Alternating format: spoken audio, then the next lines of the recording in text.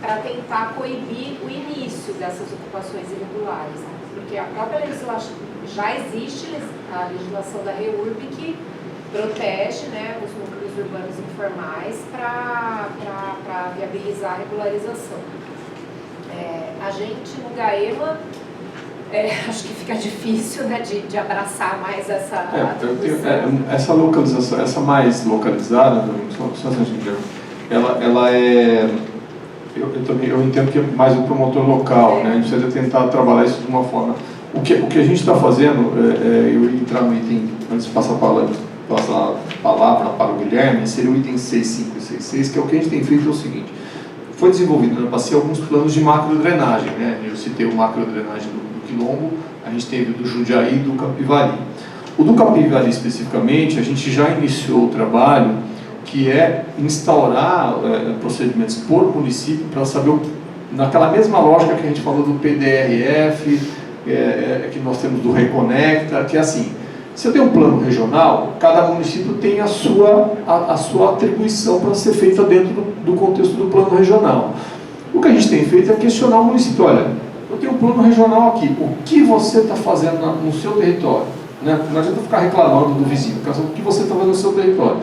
Então, dentro dessa lógica que a gente tem puxado para vários tipos de trabalho, a gente tem feito isso, começamos a fazer agora esse ano, né, no final do semestre passado para esse semestre, que é instaurar procedimentos por município do Capivari, da nossa área de atuação, justamente para tentar identificar um pouco nessa questão aí das áreas de várzea de rio, das áreas irregulares e tal, mas na lógica da macrodrenagem, né, evitar aquilo que a Flávia falou agora, um pouco de áreas de risco, né, evitar aquela ocupação em áreas que você não deveria ocupar. Na questão da proliferação de pequenos loteamentos clandestinos, como você colocou, ela teria que ser assim, a gente precisaria, eu também acho que não é uma atribuição nossa específica do GAEMA, mas a gente precisaria, talvez como sociedade, né, os órgãos, criar mecanismos para uma melhora de comunicação. O Piracicaba, eu sei que eles chegaram a fazer um levantamento pelo GAEMA de lá, eles tinham cerca de 240 núcleos clandestinos informais na área de Piracicaba. Só Piracicaba, né? Fora os demais municípios. Então, que implica em tudo, né? Saneamento rural, resíduos sólidos, tem corte de árvores, tem uma série de adensamentos, tem uma série de problemas, além do risco de futuramente você regularizar. Também não sou contra a REURB, mas quando você regulariza, você traz um baita problema para o município, transporte público, segurança pública que você tem que levar, tudo fica isolado, tudo está longe do sistema de crescimento urbano planejado e uma série de consequências.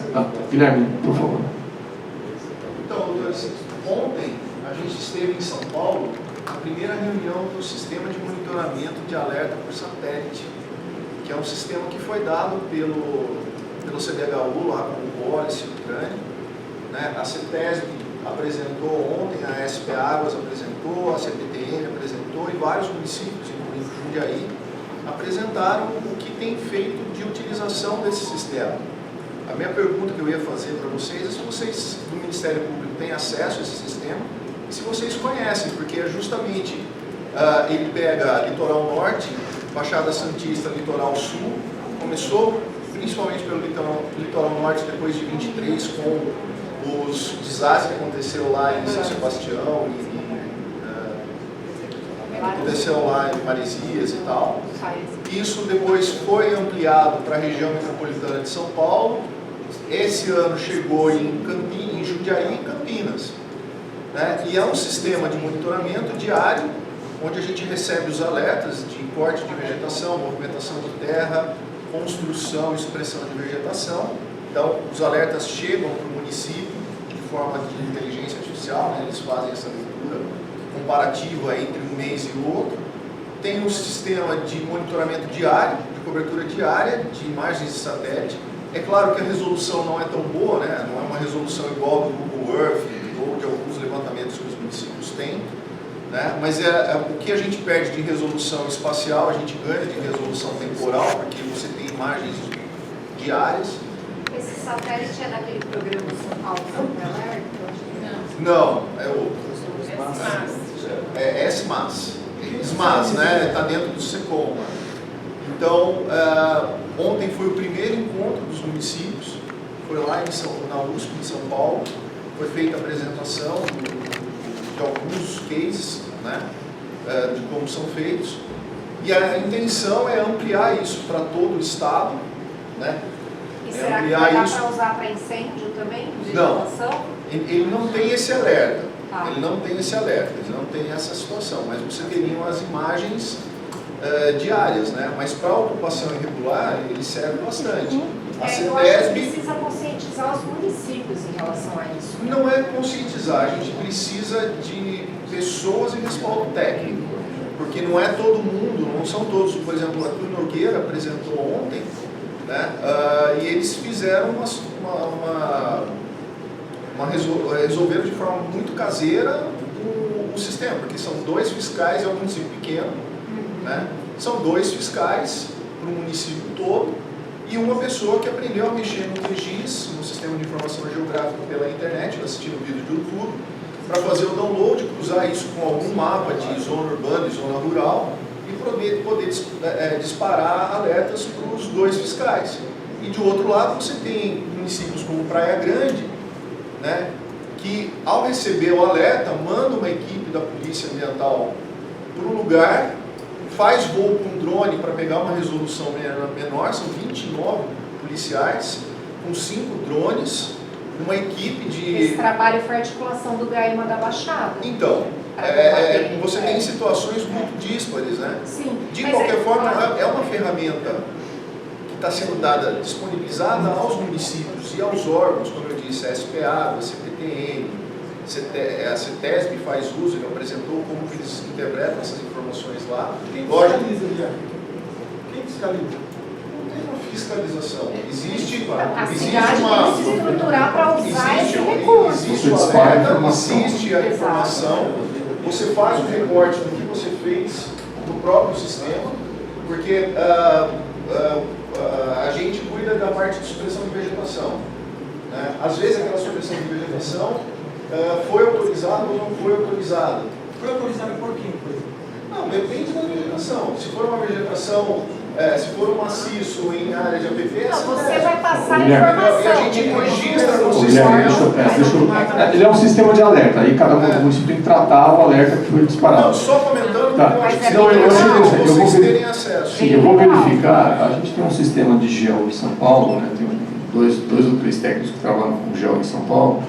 Eu vou verificar com eles, eles certamente já conhecem o sistema, eu só vou verificar como que se tem acesso, se foi liberado sempre, porque normalmente quando o governo faz essas coisas, a gente precisa estabelecer um convênio para ter acesso às senhas, aos sistemas, tal, não para receber a informação pronta, mas para receber o dado que a gente possa acessar o próprio sistema. Eu notei aqui, eu vou verificar, porque a gente precisaria ver, inclusive, treinamento para os próprios técnicos que trabalham no GAEMA e a gente ter alguma... O próximo treinamento vai ser dia 27. Tá. Não precisa estar feito, vocês não precisam ter feito a adesão. Eu estou falando isso porque isso foi passado ontem para a gente. Não precisa ter feito a adesão, então vocês poderiam assistir, né? E quem comanda, quem coordena tudo isso é a Secretaria de Habitação, mas via IGC. Tá? Via IGC. Se vocês quiserem, depois eu passo o contato. Tá. Eu quero, por favor, eu vou fazer um contato com São Paulo para verificar como que a gente está acompanhando isso daí em relação à implementação. Tá? Acho que seria legal. Mas bem legal, não, sim, com certeza. Podemos passar esse item, gente? Desculpa, Teresa. Eu levantei a mão. Vamos lá. Eu queria saber depois da doutora como que a gente pode acompanhar esse procedimento da CPFL, que ele interessa muito para a gente, inclusive estamos aqui com a doutora Daiane, que fez...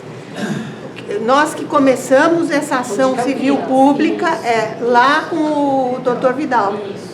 Como? Com 2 estudos de todas as podas da CPFL no Cambuí, mas isso pelo pessoal da Exalc.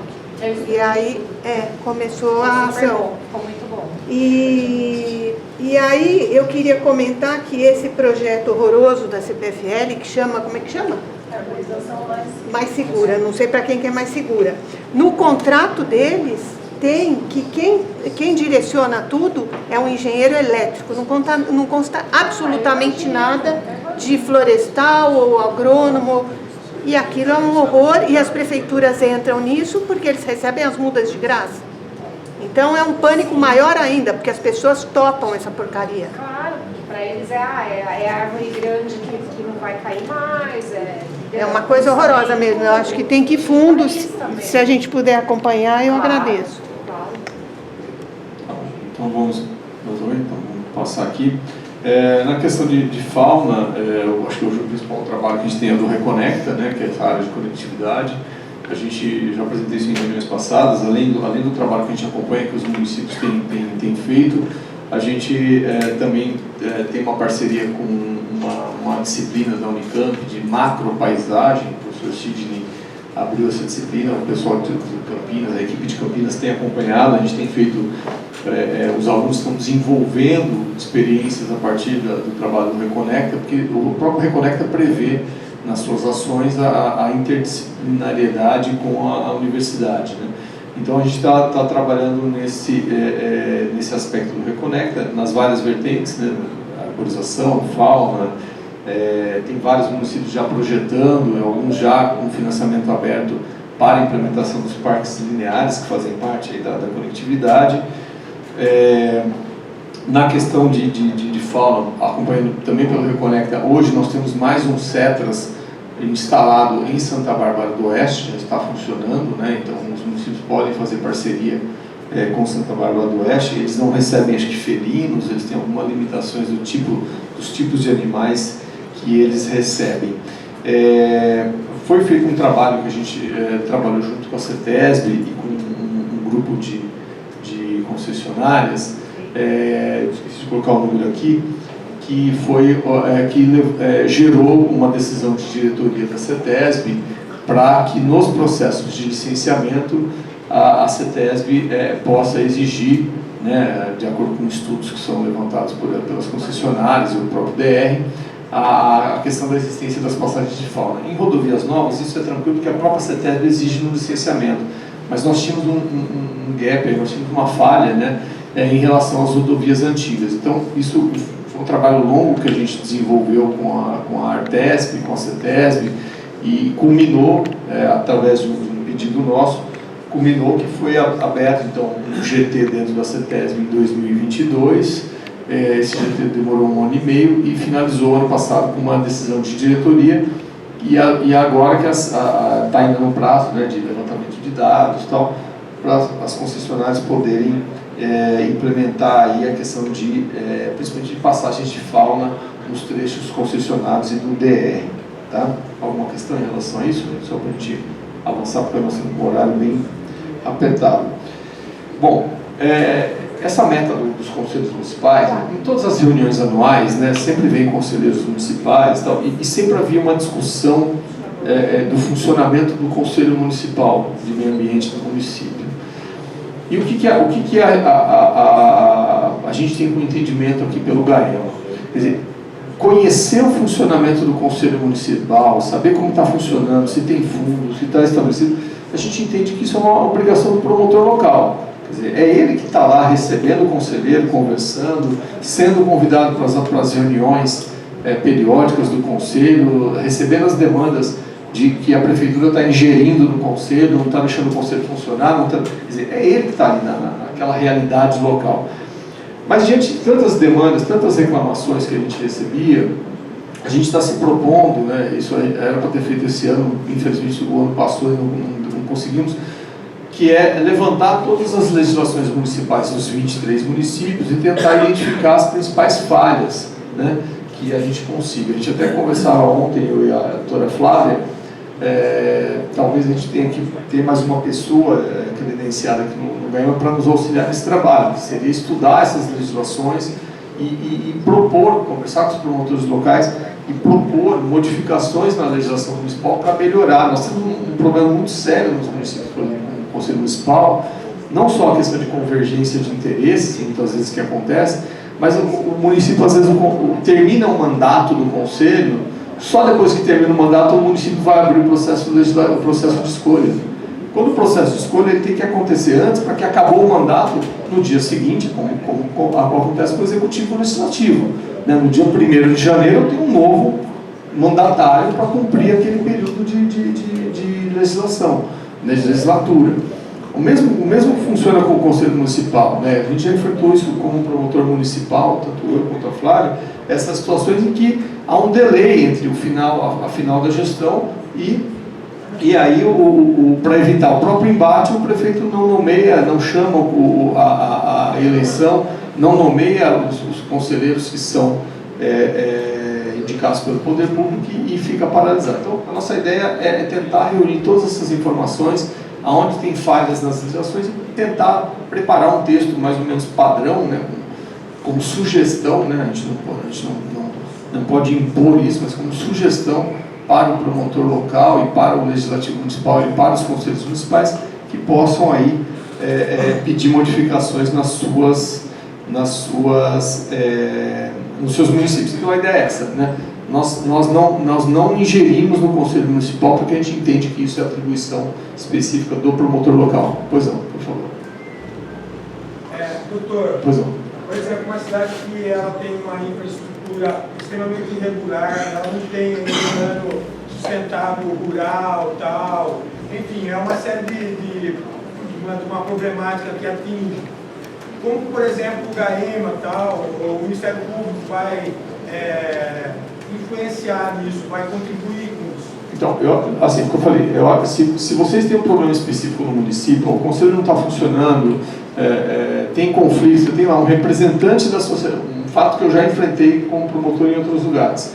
Você tem lá um representante da sociedade civil, mas cujo irmão tem cargo comissionado na prefeitura, ou ele tem imóvel alugado para a prefeitura. Existe isso incluído no plano diretor? Não, sim, mas assim, eu quero dizer assim, quando você tem esse tipo de conflito, a nossa opinião aqui é que tem que ser levado isso ao conhecimento do promotor local, né? Então a sociedade, quem identificou o problema, precisa levar uma representação para o promotor de meio ambiente local, né? É ele que vai ter que verificar na legislação local, analisar, buscar documentos, chamar as pessoas para conversarem, tomar declaração, porque a gente entende que esse funcionamento ele é local, né? Ele precisa que o promotor local se aproprie desses problemas, vamos dizer, que envolvem o funcionamento do Conselho Municipal, tá bom? Certo? Mais alguém, gente? Pois não, pode, Thiago, por favor. Eu vim para frente aqui para todo mundo no final. Tudo bem, doutor? Tudo bem, doutor? Tudo bem?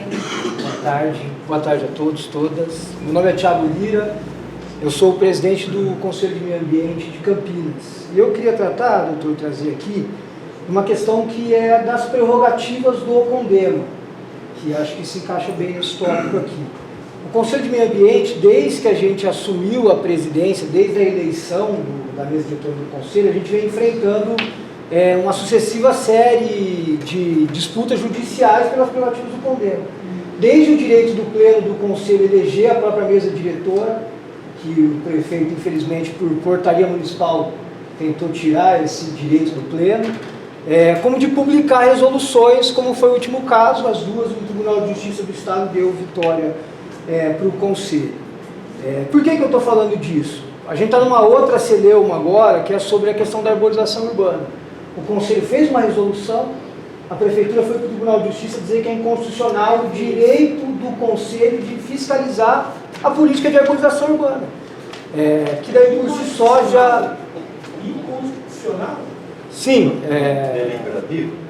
Direito da fiscalização? O CONDEMA é deliberativo e tem papel fiscalizador pela lei que cria o CONDEMA, né? Então, mas por que eu estou trazendo isso? Porque a gente tem uma questão que está na resolução Conselho 0124, que é sobre a prerrogativa do licenciamento ambiental.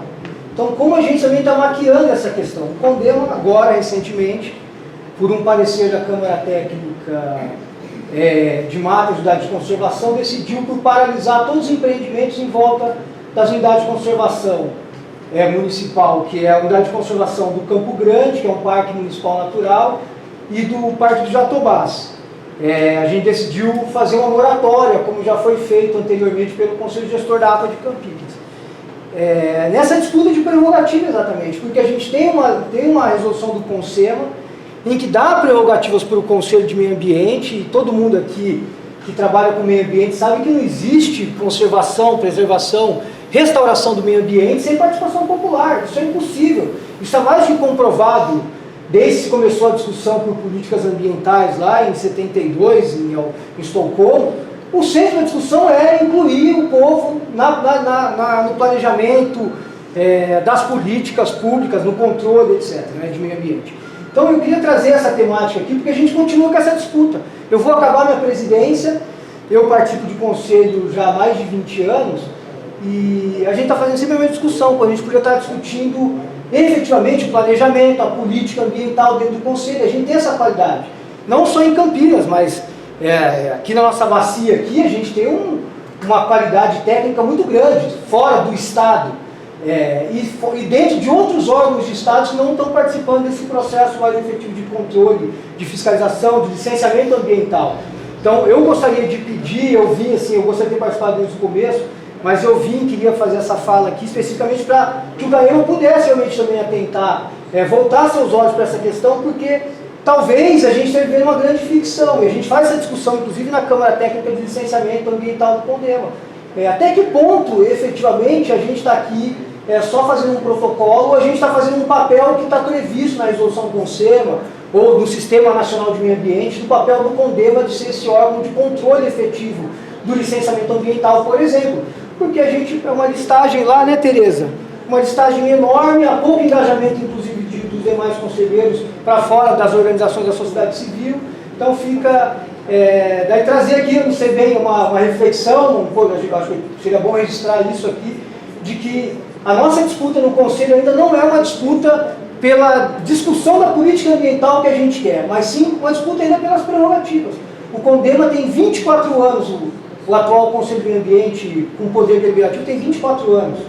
E a gente continua discutindo prerrogativas do CONDEMA, se a gente pode, se a gente não pode fiscalizar, se a gente pode, se a gente não pode deliberar sobre certos assuntos que estão na lei. E assim, não tem nenhum mistério, porque a lei não é olha, que difícil de interpretar. A lei do CONDEMA de Campinas é uma lei muito bem escrita, muito nítida, para qualquer leigo como eu do direito conseguir ler e entender. É isso, obrigado desde já pelo tempo, desculpa se eu me alongei demais. Não, tá bom, Tiago. Eu acho que a gente pode, os problemas específicos daqui do CONDEMA de Campinas estão sendo tratados aqui pela promotoria local, me parece que isso tem representação aqui e tal. Mas eu acho que a sua colocação é importante dentro dessa ideia de identificar os problemas que estão acontecendo e tentar ajudar os CONDEMAs municipais de alguma forma em ter uma melhor uniformização, vamos dizer. Acho que é um pouco nesse sentido. Mas alguém tinha levantado a mão, pessoal? Sobre esse assunto da parte de conflitos de interesses, eu acho que seria interessante, apesar do Gaiema não ingerir sobre a ação local, do promotor local, mas uma recomendação com essa visão do que é o conflito de interesse, porque muitos dos municípios não têm uma lei que rege a questão de conflito de interesse. A gente tem a 12.813, que é uma lei de âmbito nacional, que tem alguns princípios que já norteiam essa parte de conflito de interesse, que pode ser muito bem, por analogia, ser trazido para o nosso âmbito de meio ambiente e trazer uma pacificação do que é conflito de interesse ou não, para que a gente tenha essa pacificação também nas decisões. Né? Porque tem muitos problemas sobre isso. É que naturalmente são questões que vão trazer, às vezes, uma queda de braço com o poder público, ou com interesses privados, e isso acaba desaguando no judiciário quando a solução não sai pela via consensual, né? Mas isso não tem como impedir, isso faz parte do jogo democrático também, né? É lógico que o Ministério Público pode fazer um papel de auxiliar na resolução disso de forma amigável, vamos dizer assim. Eu disse uma recomendação para os ministérios públicos locais. Mas isso a gente não pode fazer porque a gente não pode fiscalizar colega. No trabalho que a gente tem que identificar, porque assim, existem conselhos que você tem claramente, ou dentro da lei ou dentro do regimento interno, algumas hipóteses exemplificativas de conflito. Né? E tem legislações municipais que são absolutamente abertas. Quando você deixa abertas, você gera muito mais dúvida. Como eu falei, eu tive já um caso específico em que o presidente de um conselho, dois casos, um presidente do conselho, num determinado momento, o irmão era comissionado na prefeitura. Secretário municipal? Não era o caso assim.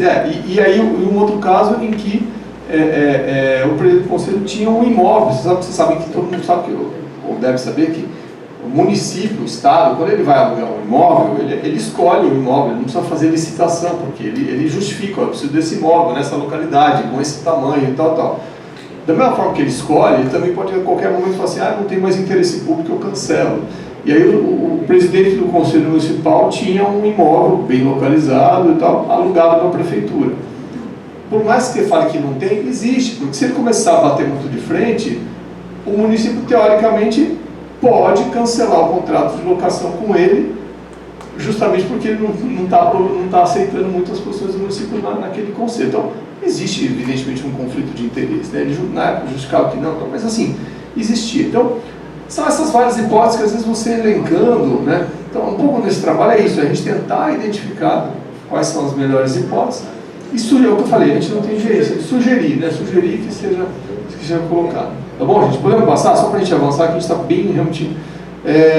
Bom, nós acrescentamos no ano passado, esse é um item novo, ele foi acrescentado depois da reunião do ano passado, por isso que a gente fala que é importante, né, essa questão das reuniões. Essas várias discussões, elas fomentam para a gente ideias de trabalho que a gente precisa fazer e tudo mais. E aí foi estabelecido esse item sobre mudanças climáticas, né, porque a Flávia pode falar um pouco mais, mas que é justamente, existe uma legislação hoje que exige que os municípios façam seus planos locais de mudança climática. Campinas já fez recentemente um plano bem complexo em relação a isso. Então a ideia é justamente essa, que a gente trabalha um pouco nessa vertente. Flávia, você quer falar um pouco? Então, esse item foi inserido recentemente, então ele ainda não está desmembrado em subitens. Se vocês quiserem trazer alguma sugestão para a gente incluir, a gente pode incluir. O que eu iniciei esse ano foi a CEMIL, né, que é a Secretaria Estadual de Meio Ambiente e Logística, ela está fomentando a qualificação dos municípios para a elaboração dos seus planos municipais de adaptação e resiliência climática, né? Então, o que eu fiz foi instaurar procedimentos para justamente cobrar dos municípios que façam essa qualificação e elaborem os seus planos. Acho que esse é um primeiro passo, assim, para um início de abordagem desse assunto, né? Que não tem mais como a gente fugir disso, a gente precisa enfrentar essa questão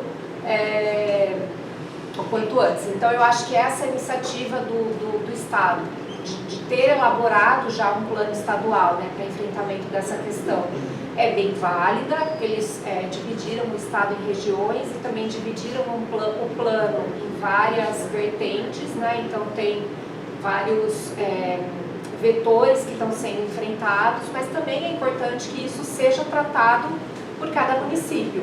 Então o que eu fiz foi está sendo, né, cobrar os municípios que façam essa qualificação que está acontecendo agora, né, com vistas a elaborar seus próprios planos, né, de resiliência climática, porque para evitar atuações pontuais, né, para que a gente tenha planejamento mesmo de enfrentamento em relação a essas questões. E aí, com o tempo, a gente vai estabelecendo trabalhos mais específicos, né, no que diz respeito a essa área de mudança climática. Então, eu tenho pensado também para o ano que vem em trabalhar alguma coisa relacionada à agrofloresta, em conjunto aí com os colegas que trabalham nessa questão de segurança alimentar, que eu acho que é uma área bem interessante também para a gente tratar. Enfim, aí tem outras áreas que a gente pode ir abrindo para os próximos anos. Se vocês quiserem sugerir também dentro desse item, a gente está aberto a ouvir. Por último, só para expor também, eu instaurei um procedimento porque também houve uma questão regional em relação ao derramamento de corante que aconteceu lá em Jundiaí. E aí o corante acabou vazando para o rio também. Então tem um procedimento instaurado que já está bem maduro, assim, a gente está praticamente finalizando o procedimento para firmar um TAC com as empresas causadoras do dano aí, para a gente não teve prejuízos muito significativos em relação à qualidade da água no rio, mas existem questões aí que vão ter que ser resolvidas, sanadas, né, reparadas pela empresa que causou o dano. E a gente está praticamente nesse momento aí de finalizar isso, então é um trabalho também que eu espero que tenha bons resultados. E assim, essa não tem nem cogitação, se não fizer TAC, vai levar ação e não tenho nem dúvida. É um caso super recente, já tenho valoração do dano, está tudo pronto. Então, isso vai ter um desfecho positivo, com certeza. Então, se vocês quiserem fazer alguma sugestão em relação a essa questão de mudança climática, para além da elaboração desses planos, a gente também tá para ouvir. Senão, a gente vai seguir nessa linha e eu vou tentar elaborar alguma coisa relacionada à agrofloresta para o ano que vem, que eu acho que é um caminho bem bacana também. Uma coisa, rural, sempre deixar alguma coisa plantada em cima do seu terreno, sol. Nunca deixe sol aberto por muito tempo para sol e água. Sempre coberto de uma ou outra forma que ajuda. Também, inclusive, para pegar mais água no sol. Muito bem, gente, podemos passar. Depois no final, a gente tem, acho que todos receberam o convite pelo nosso e-mail, né? Então, assim, fiquem super à vontade para solicitar informações ou complementar. Olha, tive uma ideia, gostaria de adicionar isso, não tem problema, tá? Bom, e aí outro item que a gente tivemos recentemente um caso que a Flávia tocou, ela pode falar alguma coisa sobre isso, mas a gente até discutiu um pouco ontem na nossa reunião prévia a essa reunião, se a gente manteria ou se a gente não, a gente tiraria essa demanda. Às vezes nas nossas metas, a gente tem itens que a gente às vezes ficam, a gente permanece porque a gente entende que é importante deixar ali como um visual que a gente vai ter que fazer, né? Às vezes a gente não consegue, por questão estrutural, né? Nós somos em dois, tocar esse monte de informação que a gente tem, porque para nós é extremamente dificultoso, para nós, para a nossa equipe, pensar que são 23 municípios, então são 23 planos de meio ambiente, são 23 planos de resíduos, são 23 planos, envolve macrodrenagem, são 23, então assim, a gente tem essa dificuldade própria do tamanho da equipe. Mas a gente sempre acha que é importante deixar sinalizado determinadas questões, né, que surgem aqui nas discussões regionais e tudo mais, como eu falei. Vários desses sub-itens que a gente foi falando aqui, eles foram acrescentados a partir dessas discussões que a gente tem aqui anualmente com a sociedade civil. Tá? Então esse é um item que a gente... a gente vai deixar porque, bom, a COP30 está acontecendo, né, e mais do que nunca tem se falado nessa questão de uso indiscriminado de agrotóxico, dessa questão das monoculturas e tudo mais. Então eu acho que nessa linha é importante tentar manter isso para a gente fiscalizar e acompanhar melhor como é que está isso na região, em conversa também com esse tema das agroflorestas, que é algo que eu pretendo abordar para o ano que vem, então a gente deve manter sim. Alguma sugestão em relação a esse item? Não? Tá. Então, acho que a gente chega ao final da nossa reunião. A ideia, acho que todos os que nunca tinham participado, a ideia é isso, é um bate-papo, é explicar o que a gente está fazendo, aquilo que a gente considera, receber um feedback, receber uma informação de vocês, porque isso alimenta a nossa informação, isso traz informações, é comum ao longo do período pós-reunião a gente continuar recebendo, às vezes, informações, a gente abre